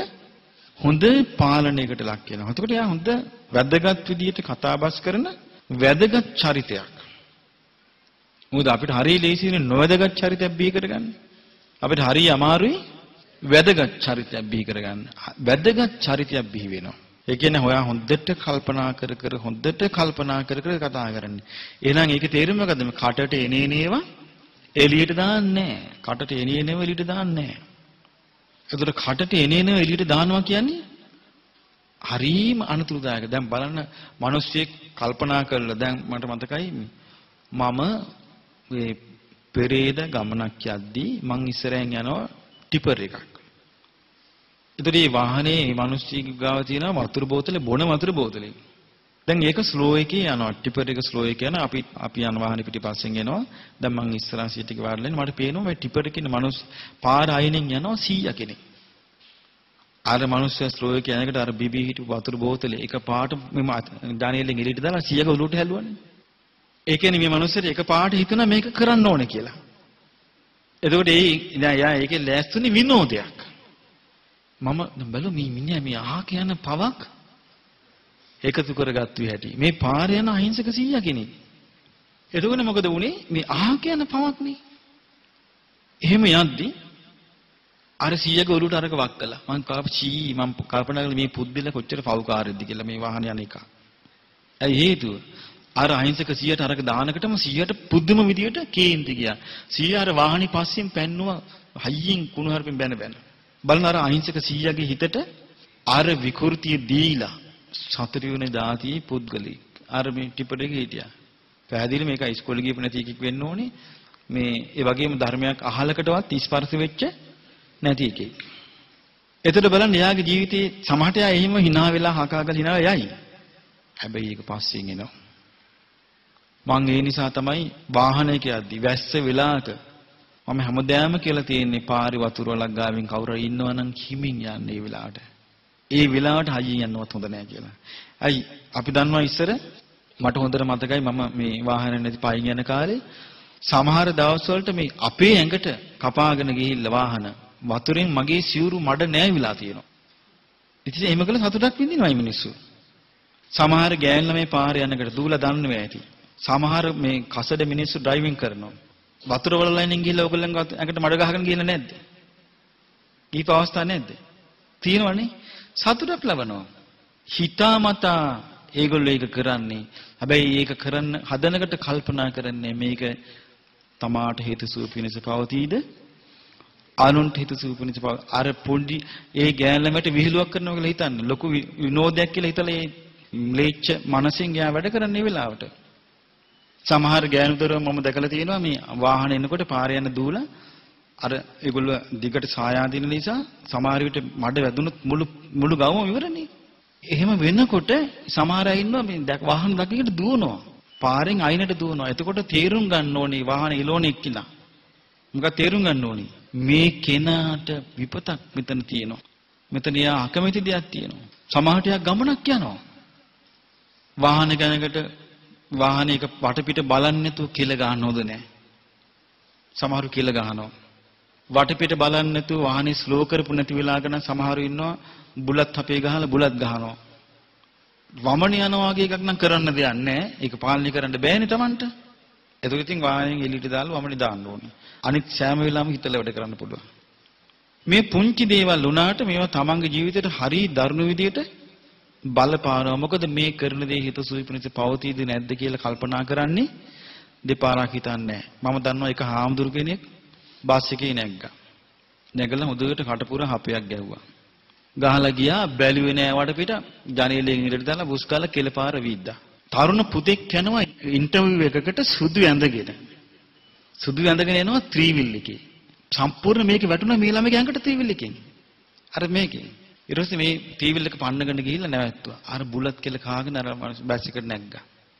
නැග්ගම හාමුදුරුගෙන නිසා මට මොකුත් කියන්න බෑ කියලා ආයෙ බිමට බැස්සා. ඒ පුද්ගලයා තාමත් පිට හපනවා. මගෙන් යමුණා මම කවදාවත් බුලත් කුලක් දිහා බලන්නේවත් නැහැ. බලන්නේ මේ තමන්ගෙන් වෙන දේ හානි පිණිස පවතින හැටි. ඉතින් මේ නිසා හිතන්න ඕනේ අපි යමක් කරන්න ඉස්සර වෙලා මේක හිතසුව පිණිස තමාර හිතසුව පිණිස පවතීද අනුන්ට හිතසුව පිණිස පවතීද කියලා. මේ වගේ දේවල් පවා. දැන් ඒකයි දැන් අපි කිව්වේ අර පෑම කාලා ඉදුල් එක මේ මුල්ලකට වීසි කරන්න ඉස්සෙල්ලා ඒක පවා කල්පනා කරන්න ඕනේ. මේක හිතසුව පිණිස පවතීද කියලා. මොකද අපි බුද්ධිමත් මිනිස්සු හැටියට ජීවත් වෙන්න ඕනේ. යම් කිසි තැනක තියෙනවා නම් ඒ කුණුගුඩ දාන්න ඕනේ. තමන්ගේ මල්ලේ නම් ඒක තියෙන තමන් බෑග් එකක් ගෙනල්ලා නම් තමන්ට මේ ළඟපාත තැනක් නැත්තම් දාන්න ඒක උතල බෑග් එකේ දා ගන්න ඕනේ. පිටරටක ගියොත් අපිට එහෙමනේ කරන්න වෙන්නේ. දැන් අපි මේ ලංකාවේ නම් අපි සමහර ටොපියක් කෑවොත් අපි කොලේ මේව කළා දණලෙන් එලිට දැම්මනේ. වාහනයක යද්දී නම් පිටරටක බලන්ද කරන්න. බෑනේ. අනිවාර්යයෙන් මේක තමන්ගේ බෑග් එකට දා ගන්න ඕනේ. ඉතින් ඒ නිසා ඒ වගේ දේවල් පවා අපි හිත හැදෙන්න ඕනේ. පුංචි දේවල්. එතකොට වචන කතා කිරීම ගැනත් ඒ විදිහටම හොඳට කල්පනා කර අපි හැදෙන්න ඕනේ. මේ බුදුරජාණන් වහන්සේ දේශනා කළ මේ වචනයත් හොඳට කල්පනා කරන්න ඕනේ. වචනයක් කතා කළාට පස්සේ මේක මට හිතසුව පිණිස පවතීද අනිත් අයට හිතසුව පිණිස පවතින්නේ නැහැ කියලා තේරුණොත් අපි ඉක්මනට මොකද කරන්න ඕනේ? ඒ තමාටත් අනුන්ටත් හිතසුව පිණිස පවතින්නේ නැති වචන කටින් පිට කරන්නේ නැති වෙන්න හදා ගන්න ඕනේ. මොකක්ද හදා ගන්න ඕනේ? කට. ඒ මොකද හේතුව මේක කන්ට්‍රෝල් නැති වුණාට පස්සේ මොකද වෙන්නේ? කට. සමහර අවස්ථාවලදී අපිම දන්නේ දැන් කොච්චර දුරට මේ බොරු කියන්න පුරුදු වෙලා තියෙනවද කියලා නම් බොරු කියනවා නෙමෙයි. කියවෙනවා. ඊට පස්සේ සිහිය නැහැ. ඊට පස්සේ කියනවා අනේ මන් දන්නේ නැහැ කියනවා. මං කිව්වේ නැහැ කියනවා. ඉතින් ඒ නිසා මේ හරියට අපි කල්පනා කරන්න ඕනේ. මොකද හේතුව අපේ බලාපොරොත්තුවක් තියෙනවා නම් මේ ලැබිච්ච මනුස්ස ජීවිතේ යම්කිසි දියුණුවක් ලබා ගන්න. දියුණුව කියන්නේ මේක. වෙන මොකද්ද නේ? මම හරියට කියන එකක් තමයි මේ මනුස්සකම් දියුණු වෙන්නේ නැතුව ඊට වඩා දෙයක් දියුණු කරන්න අපිට බෑ. අපේ තියෙන අපේ රටේ ප්‍රශ්නෙත් ඒකමයි. අපේ සමාජයේ ප්‍රශ්නෙත් ඒකමයි. මොකද්ද? මනුස්සකම් දියුණු වෙන්නේ නැති එක. මනුස්සකම් දියුණු කරගන්න පුළුවන් නම් අපිට ඕනම දෙයක් දියුණු කරගන්න පුළුවන්. ඒ මනුස්සකම් වලට හරිය වැදගත් වෙනවා අපිට. අපි යමක් කරද්දී ඒ කරන දේ ඒක හොඳට හිතලා බලලා මේක මට හිතසුව පිණිස පවතීද අනිත් අය හිතසුව පිණිස පවතීද කියලා කරන්න. හැබැයි අපි කරන දේ තමාටත් අනුන්ටත් හිතසුව පිණිස පවතින්නේ නැත්තම් ඒ හිතසුව පිණිස පවතින්නේ නැති බව අපි දැනගන්න ඕනේ, අවබෝධ කරන්න ඕනේ. ඊට පස්සේ අපිට මේක තනියම කරගන්න සංවර වෙන්න බැරි නම් අපි මොකද කරන්නේ? කල්යාණ මිත්‍රයෙක් ළඟට ගිහිල්ලා තමන් විවෘත වෙනවා කියන්නේ ඒකයි. කල්යාණ මිත්‍රෙක් ගාවට ගිහලා තමන් විවෘත වෙලා තමන් සංවර වෙන්න ඕනේ. ආයමත් ඒ බඳු දෙයක් නොවෙන්න. ඊළඟට වචන කතා කිරීමේදී වචනේ වැරදුනා නම් වැරදුනායි. අපි අහලා තියෙනනේ මොකද්ද ගියේදී ඇතුන් ලවාවත් ආපස්සට අද්දන්න බෑ කියනවා. ඒ නිසා අපි ඒක ආපහු ඇති නොවෙන්න සංවර කරගන්න ඕනේ. එතකොට අපිට ඇති වෙනවා අපි මේ මට්ටමට ආවොත් අපට හොඳට වීරියක් නුවණින් කල්පනා කර කතා කිරීමක් අපිට ඇති වෙනවා. එතකොට පින්වත්නි පින්වත් දරුවනි, ඒ විදිහට අපිට දැන් මේකේ බුදුරජාණන් වහන්සේ දේශනා කරනවා කයින් යහපත් දේ කළා සතුටක් විඳින්න කියනවා. මනසින් තමාට හිත පිනිස අනුන්ටත් හිත පිනිස සැපේ පිනිස තියෙන දේ කතා කරලා සතුටක් විඳින්න කියනවා. දැන් ඊළඟට බුදුරජාණන් වහන්සේ දේශනා කරන ඕන මනසේ. දැන් අපි මනසින් මොකද්ද කරන්නේ? සිත ඉන්නවනේ නේ. සිත එනකොට සමහරට අපිට රාගය හට ගන්නවා, ද්වේෂය හට ගන්නවා, ඊර්ෂ්‍ය හට ගන්නවා, තරහ හට ගන්නවා, බය හට ගන්නවා. මෙහෙම මනසේ එක එක වෙනස්කම් ඇති වෙනවාද නැද්ද? ඇති වෙනවා. මනසේ වෙනස්කම් ඇති වෙනකොට අපිට ඒක හඳුන ගන්න කියනවා. හඳුන ගන්න කියනවා මේ දැන් ඔන්න මනසේ මට මෙහෙම ඇති වෙනවා, මම මේක හිතුවොත් මට මේක මගේ හිත සුව පිණිස පවතින්නේ නෑ. මොකද මේක මම දිගටම පැවැත්වුවොත් මගේ විතර නෙමෙයි අනිත්‍යයට හිත සුව පිණිස පවතින්නේ නෑ. එහෙම මෙයා කල්පනා කරනකොට ඒ මනසේ සිතා ඉන්න එක ඉවත් කරන්න ඕනේ, අයින් කරන්න ඕනේ. ඒකට වඩා යා වෙනත් දෙයක් හිතන්න ඕනේ. දැන් ඔන්න මම කියන්නම් උදාහරණයක්. ඔන්න දේවදත්තට හිතුණා සංඝයා පාලනය කරන්න ඕනේ කියලා. එතකොට දේවදත්ත අඳුනගත්තද ඒක? අඳුනගත්තේ නෑ. මේක මට හිතසුව පිණිස ඇති වෙච්ච එකක් නෙවෙයි. මේක අනිත්‍ය හිතසුව පිණිස ඇති වෙන එකක් නෙවෙයි. ඊට පස්සේ දේවදත්තට හිතුණා බුදු බව ලබා ගන්න ඕනේ කියලා. බුදු බව ලබා ගන්න හිතුනේ කොහොමද? පාරමී පුරලාද? නෑ. කොහොමද? බුදුරජාණන් වහන්සේ ඝාතනය කරපු ගමන් ඊළඟට එයාට කිව්වා මේක ඉන්නේ. ඒතර මෙයා මේ හිතපු එක එයා අඳුන ගන්න ඕනේ මේක තමාට හිතසුව පිණිස පවතින්නෙත් නෑ, අනුන්ට හිතසුව පිණිස පවතින්නෙත් නෑ. එතකොට එයාට එහෙම අඳුන ගන්න බැරුව ගියා. දැන් බුදුරජාණන් වහන්සේ දේශනා කළා අඳුන ගන්න බැරි වුණොත් ඒක හොද්දට හඳුන ගන්න කියනවා මේක තමාට දුක් විපාක පිණිස හේතු වෙනවා කියලා ඒක ප්‍රහාණය කරන්න කියනවා. දේවදත්ත ඒක ප්‍රහාණය කරගන්න බැරි වුණා. නැවතුනේ කොහෙන්ද? නිරේ නැවතුනේ. කල්පයක් ආවිස පොඩිද කල්පයක් කිව්වම. ඒ කියන්නේ දැන් මේ මහා භද්‍ර කල්පේ මෛත්‍රී බුදුරජාන් වහන්සේගේ කාලෙත් එයා නිරේනේ. මෛත්‍රී බුදුරජාන් වහන්සේ කාලේ මිනිස්සුන්ට ආවිස 80000. එතකොටත් එයා මේ කල්ප අවසාන වෙනකම් මෙයා ඒකේ. ඒතකොට බලන්න Tamanට පොඩ්ඩක්වත් ජීවිතය අවබෝධ කරගන්න අවස්ථාවක් නැති තරමට මේ මනසේ සිටිවිල්ල වර්ධනය වෙලා ගියා.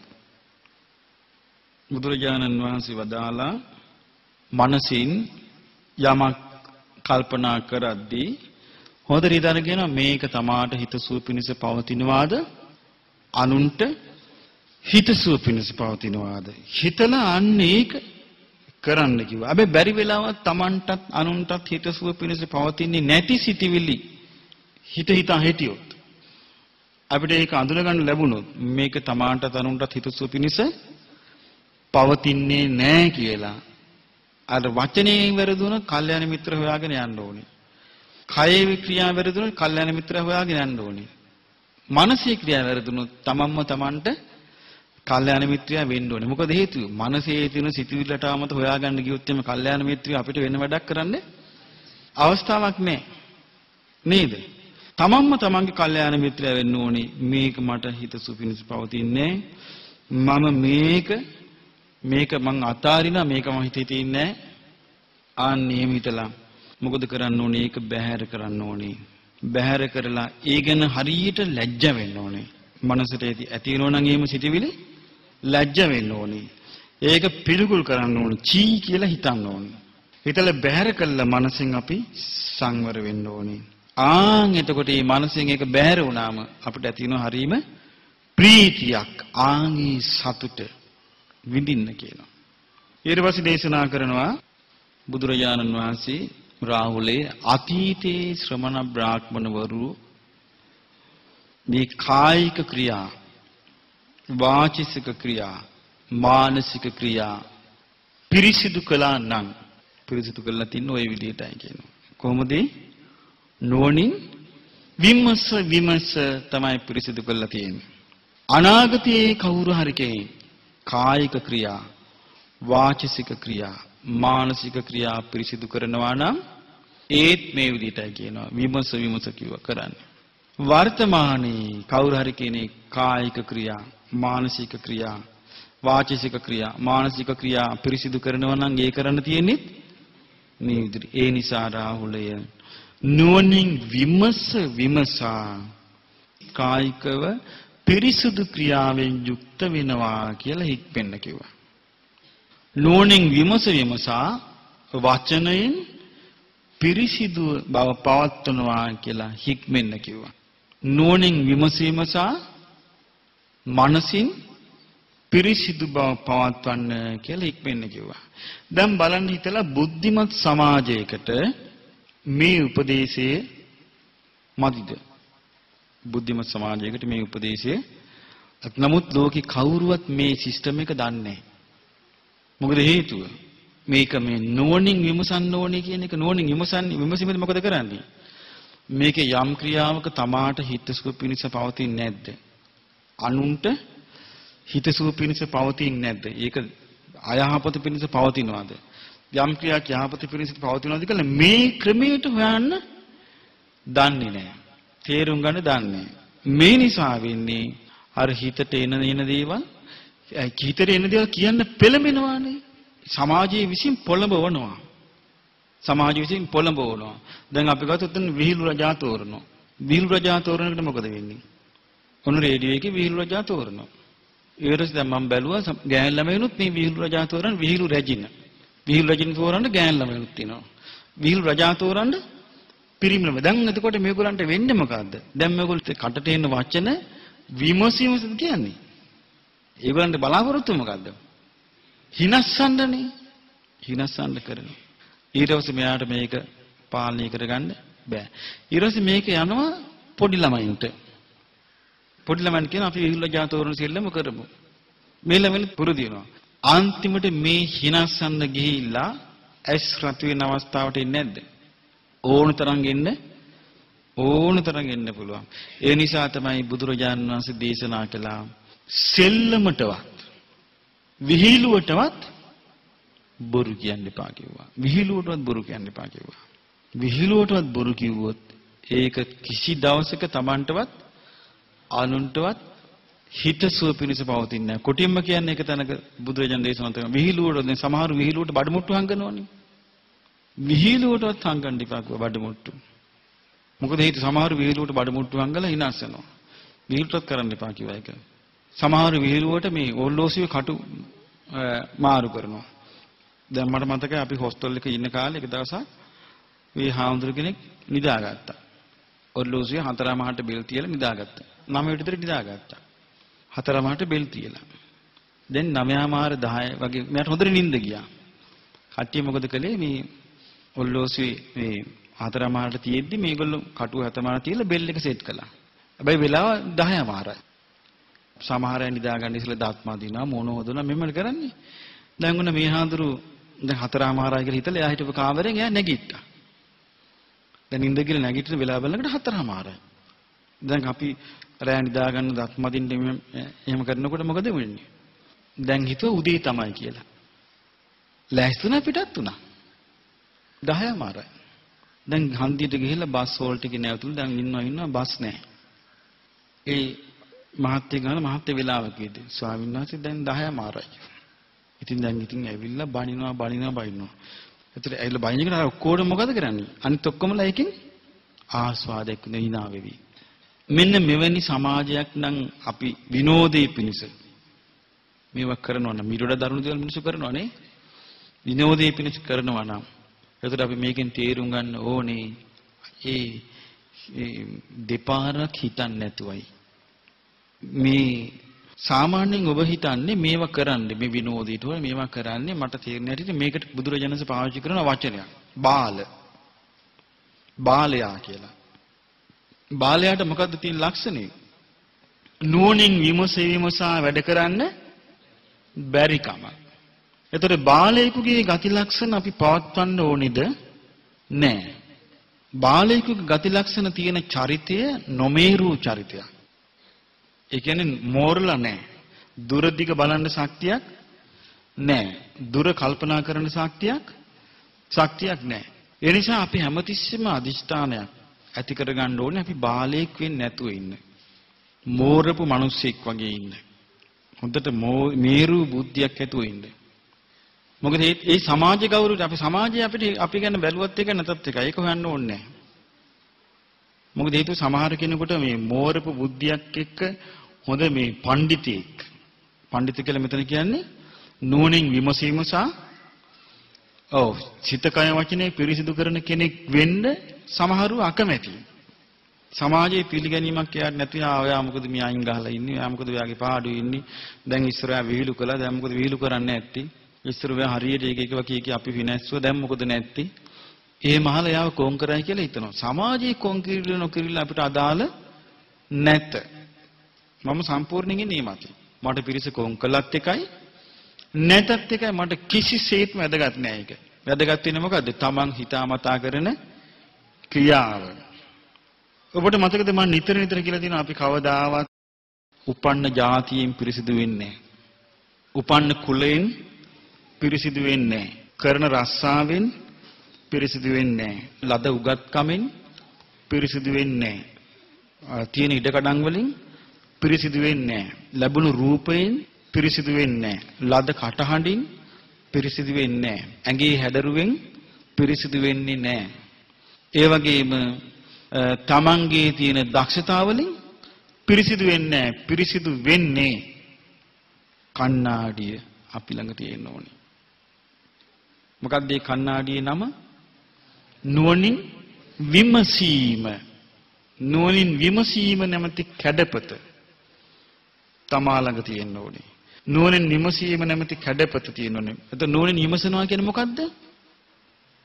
යම් ක්‍රියාවක් කළ විට ඒක විමසා බලන්න කොයි විදිහටද බලන්න? තමාට හිතසුව පිණිස පවතිනවාද? අනුන්ට හිතසුව පිණිස පවතිනවාද? එහෙම බලද්දි තේරුනොත් මේක තමාට හෝ අනුන්ට හිතසුව පිණිස පවතින්නේ නැහැ කියලා ඒක ආයෙ කරන්න එපා. යම් ක්‍රියාවක් කළාට පස්සේ තමන්ට තේරෙනවා නම් මේක තමාටත් හිතසුව පිණිස පවතිනවා අනුන්ටත් හිතසුව පිණිස පවතිනවා කියලා ඒ බඳු ක්‍රියා කළ යුතුයි. හැබැයි ඒ වගේම ඒ බඳු ක්‍රියා කරලා සතුටක් ලැබිය යුතුයි. දැන් බලන්න අපි ඔන්න මෑත භාගයේ අපි හොඳ දෙයක් කළා. අලව්ව රෝහලේ අර මේ ගර්භණී වාට්ටුව ප්‍රසූතිකාගාරේ හදපු එක. ඒතර ඒකට මේ මන් දන්නේ සහභාගී වුණා යොවුන් සභාවේ කවුද සහභාගී වෙච්චයි? දූලා ටික දෙනයි ගොඩක් දරුවන්ට මේ අවස්ථාව අහිමි වෙලා එහෙනම්. මොකද හේතුව මේ අපි දැනුම් දුන්නේ නැද්ද ගිය පාර? සහභාගීත්වයේ බොහොම අඩුයි. ඒ හොඳ දේවල් වලට සහභාගී වෙන්න තියෙන අවස්ථාව ඇති කර ගන්න ඕනේ. එතකොට මේ අපි රත්නපුරේ හොයලා බැලුවා. රත්නපුරෙත් මේ தත්ත්වෙමයි තියෙන්නේ. අලුතින් උපන්න දරුවන් ඉන්නවනේ. ඒ දරුවන්ට අම්මලාට කිරි දෙන්න වෙනම තැනක් තියෙනවා. ඒකට කර්ටන් එකක් දාගන්නවත් මිනිස්සුන්ට මොළේ නැහැ. අපි කෙනෙක් ළමයි ඇසෙව මොකක්ද ඕනේ? මෙන්න මේකට කර්ටන් එකක්වත් අපිට නැහැ කිව්වා. එතකොට තරුණ දූලට දරුවෝ ලැබුණාට පස්සේ ආවරණයක් මේ දරුවන්ට කිරිපවන්න ඉබඳු එකක්වත් මේ ඕනේ කියන අදහස ඉබඳු ඕනේ කියන අදහසින් නමුත් මිනිස්සු එහෙම එකක්වත් දෙන්නේ නැහැ. ඒ කියන්නේ ඒ මට්ටමින්වත් කල්පනා කරන්නේ නෑ. ඊට පස්සේ තමයි අපිට මේ වගේ අවශ්‍යතා ගොඩාක් මම හිතන්නේ ඒක අපිට ලේසියෙන් ඉවර කරන්න පුළුවන් එකක් නෙමෙයි. නමුත් දැන් මට තාම විස්තරي හම්බුන්නේ මේ ගොඩාක් තියෙනවා. ඉතින් ඒ නිසා ඒක කළා ඉවරුණාට පස්සේ අපිට ලොකු සතුටක් ඇති කරගන්න පුළුවන්. ඉතින් මහමෙවුනාවේ ස්වාමීන් වහන්සේලා නම් සෑහෙන පින් කරගත්තා ඒකෙදී. සාමනාසලා ගිහිල්ලා සෑහෙන දැන් අර බෝඩ් රවුන්ඩ් යන මේ ඩීඑම් නෝන මාත් එක්ක කිව්වා ස්වාමීන් වහන්සේ සමහර දවස්වලට රාත්‍රී 1ට බෝඩ් රවුන්ඩ් යනකොට මේ පුදුමයටපත් වුණා කිව්වා මේ මූණට අර මේ මාස්ක් එක දාගෙන සමහර ස්වාමීන් වහන්සේලා බිත්ති කඩනවා දැක්කාම රෑ 1ට 2ට පිරිසිදු කරන්න ස්ථානේ පුදුමයටපත් වුණා කිව්වා අපි මෙච්චර කාල දැකලා තිබුණේ අපි වැඳුම් පිදුල් ලබන කොටසක් විතරයි මේ විදිහට පින් කරන්න කැමතියි කියලා අපි දැන හිටියේ නෑ කිව්වා. ඒ නිසා මේ යමක් කළාට පස්සේ කරපු දේ ගැන සතුටක් විඳින්න පුළුවන්. අන්න ඒක ඔබේ ජීවිතේට හොඳට ඔබ පුරුදු කරගන්න. යමක් කිව්වට පස්සේ මේ කියපු දේ මටත් හිතසුව පිණිස පවතුනානේ අන් අයටත් හිතසුව පිණිස පවතුනානේ කියලා කියපු දේ ගැන සතුටක් විඳින්න පුරුදු වෙන්න. යමක් සිතුවා නම් මා මේ සිතපු දේ මටත් හිතසුව පිණිස පවතුනානේ අන් අයටත් හිතසුව පිණිස පවතුනානේ කියලා ඒ ගැන සතුටක් විඳින්න පුරුදු වෙන්න. මොකද මේ එහෙමනම් අපි මම කිව්වේ ඔබට මුලින්ම මතකද මේ යෞවනයන්ගේ විවිධාකාර මේ වචන තියෙන මම පාවිච්චි කරන්න කැමති නෑ. මම ඔබ දැකලා තියෙනවද මම තාරුණ්‍ය කියන වචනවත් මම පාවිච්චි කරනවද? ආම් පාවිච්චි කරන්නේ නෑ. ඒ ඉමිටේෂන් වචන. ඒ හේතුව ඒ වචන ඔක්කොම දැන් වාණිජකරණයට ලක් වෙලා. ඒ සෑම වචනයකින්ම මේ තරුණ සමාජයේ දැඩි වාණිජකරණයකට ලක් කරලා තියෙනවා. සතුටක් දෙන්න. නමුත් බුදුරජාන් වහන්සේ දේශනා කරනවා නෝනින් කල්පනා කරලා තමාටත් හිතසුව පිණිස පවතින අනුන්ටත් හිතසුව පිණිස පවතින දෙයක් කළා සතුටක් විඳින්න. තමාටත් හිතසුව පිණිස පවතින අනුන්ටත් හිතසුව පිණිස පවතින දෙයක් කියලා සතුටක් විඳින්න. තමාටත් හිතසුව පිණිස පවතින අනුන්ටත් හිතසුව පිණිස පවතින දෙයක් සිතලා සතුටක් විඳින්න. මේක දන්නේ නැති අය මේක වැරදි විග්‍රහ කරන එක තැනක තියෙනවා තාලපුට. තාලපුට කියලා කියන්නේ ඒ කාලේ හිටපු මේ ඒ කාලේ තිබු ෆිල්ම් තිබුණේ නෑනේ. ඒ කාලේ තිබුණේ නාට්‍ය විතර නාට්‍ය රඟ දක්වන නළුවෙක්. බුදුරජාන් වහන්සේ ළඟට ඇවිල්ලා කිව්වා ස්වාමීන් වහන්සේ අපිට උගන්වපු ගුරුනාංශ කියා දීලා තියෙන්නේ මේ මිනිස්සුන්ට සතුට උපද්දවපන් රඟපාලා. ඒතර නුඹලා මොකද්ද නමක් කියලා අන්න අසවල් දිව්‍ය ලෝකෙ උපදිනවා. බුදුරජාන් වහන්සේ මේක ඇත්තද? කිව්වා තාලපුට අපි උග කතා කරන්න ඕනේ නෑ. වෙන එකක් මගෙන් අහන්න. මම ඒකම අහනවා. ආයෙත් ඒකම අහනවා. ඒතර බුදුරජාන් වහන්සේ කිව්වා එහෙනම් තාලපුට අහගන්න. දැන් මම තුන් පාරක් ඔයාලට කිව්වා අපි වෙන එකක් කතා කරමු කියලා. මේකම අහනවා. හැබැයි වෙන මතක තියාගන්න මේ සිතේ තියෙනවා මූලික අකුසල් තුනක්. මොනවද? රාගයත්, ද්වේෂයත්, මෝහයත්. ඒතර ඒ රංගපාන්න ගිහිල්ලා ඕකින් එකක් හරි වර්ධනය කරනවා නම් මිනිසෙකුගේ ඒක මිනිසෙකුට කරන යහපතක් නෙවෙයි කිව්වා. ඒක මිනිසෙකුට කරන අයහපත. මොකද ඒක ප්‍රහාණය කළ යුතු එකක්. ඒ ප්‍රහාණය කළ යුතු එක අවසන්නේ. සතුටක් දෙන්න. ඒතර එහෙම අවසලා හිට ඒක පිනක් කියලා හිතලා ඒ පිනෙන් දෙවියන් අතර උපදින්න හිතනවා නම් ඒක මිත්‍යා දෘෂ්ටිය කිව්වා. අකුසලයකට උදව් කළා ඒ තුලින් දෙවියන් අතර උපදිනවා කියලා හිතුවාම මිත්‍යා දෘෂ්ටිය. කිව්වා මිත්‍යා දෘෂ්ටිකයාට තියෙන උපදින්න තැන් දෙකයි. එක්කෝ නිරේ. එහෙම නැත්නම් තිරිසන් අපාය. ඊට පස්සේ මෙයා අඬන්න ගත්තා. අඬන්න ගත්තාම බුදුරජාණන් වහන්සේ මදාලා ඒකනේ මං කිව්වේ යාට ඔක අහන්න එපා කියලා මගෙන්. හැබැයි මෙයා මහාන වුණා. මෙයා රහතන් වහන්සේ නම බවට පත් වුණා. ඉතින් ඒ නිසා බුදුරජාණන් වහන්සේගේ ධර්මයේ ඉලක්කය මිනිස්යාව සැබෑ ලෙසම පිරිසිදු කිරීම. මිනිස්යාව සැබෑ ලෙසම පිරිසිදු කරන ආකාරය මේ දේශනාව හොඳට පේනවා. දැන් බලන්න මේ දැන් අපි හිතාගෙන ඉන්නේ නෑමෙන් පිරිසිදු වස්ත්‍ර ඇඳීමෙන් පමණක් අපිට පිරිසිදු බව ලැබෙනවා කියලා. නමුත් මේකේ හරි පැහැදිලි පිරිසිදු බව ලැබෙන්නේ නුවණින් විමසීම සහ තමාටත් අනුන්ටත් අහිත පිනිස දුක් පිනිස හේතු වන දේවල් බැහැරකොට තමාටත් අනුන්ටත් හිතසුව පිනිස පවතින දේ කිරීමෙන්. ඒ නිසා ඔබට තමාටත් අනුන්ටත් හිතසුව පිනිස පවතින දේ කරන්නට වාසනාව ලැබේවා. සාදු සාදු